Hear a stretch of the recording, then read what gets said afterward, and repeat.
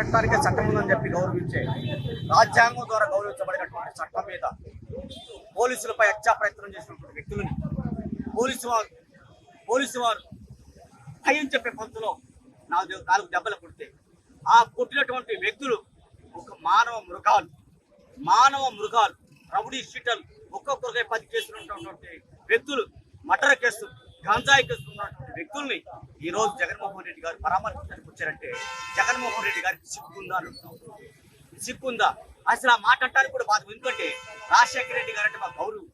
రాజశేఖర రెడ్డి గారి బిడ్డగా ఒక జగన్మోహన్ రెడ్డి గారిని ఈ సమాజం అంతా చేదరించుకుంటుందో అర్థం చేసుకోవచ్చు అని చెప్పి తెలియజేస్తూ, మరి లోతకి రవికిరణ్ ఇదే తెనాలి ప్రాంతంలో లోతకి రవికిరణ్ అయిన మాది కులాలకు చెందినటువంటి వ్యక్తిని అతి దారుణంగా ముక్కలుగా నరికి 2022 మార్చి 20వ తారీఖున సముద్రాల పవన్ కుమార్ అలియాస్ లడ్డు అనే రౌడీ షీటర్లు అత్యంత దారుణంగా క్రూరంగా చంపి చవాన్ని కూడా దొరకని పరిస్థితులు చేస్తే ఆ రౌడీ షీటర్ని ఆ రోజు ఖండించినటువంటి జగన్మోహన్ రెడ్డి, ఆ రోజు ఆ ముద్దాయిలకే సపోర్ట్ చేసినటువంటి అప్పటి ఎమ్మెల్యే అన్నబోతు శివకుమారు, ఆ ముద్దాయిలు సపోర్ట్ చేసినటువంటి అప్పుడు ఎమ్మెల్యే అప్పుడు మరి రాష్ట్ర మంత్రివర్యులు మరి మేరుగు నాగార్జున గారు వీరు పిలిస్తే ఈ రోజు రౌడీ షీటర్లు పరామర్శించడానికి వచ్చారంటే జగన్మోహన్ రెడ్డి గారు దళితులు ఖచ్చితంగా 2024లో ఏ విధంగా బుద్ధి చెప్పారో 2024 ఏ విధంగా బుద్ధి చెప్పారో మళ్ళీ రానున్న ఎన్నికల్లో కూడా అదే బుద్ధి చెప్పాలని చెప్పి తెలియజేస్తున్నాం.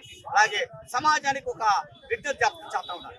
అయ్యా, సమాజంలో ఉండే ఒకళ్ళారా, దయచేసి ఏఎస్ఎన్ కాలేజీలో చేరకండి.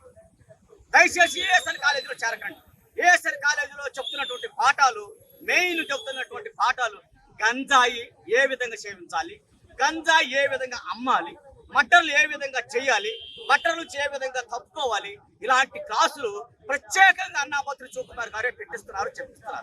దయచేసి ఈ కేసులో జగన్మోహన్ రెడ్డి వీరికి సపోర్ట్ చేస్తే ఖచ్చితంగా జగన్మోహన్ రెడ్డికి బుద్ధి చెబుతాం. ఇప్పుడున్న పరిస్థితుల్లో జగన్మోహన్ రెడ్డి వెంటనే తెనాలి ప్రాంతం నుంచి వెళ్ళకపోతే ఉద్యమాలు ఉధృతం చేస్తాం.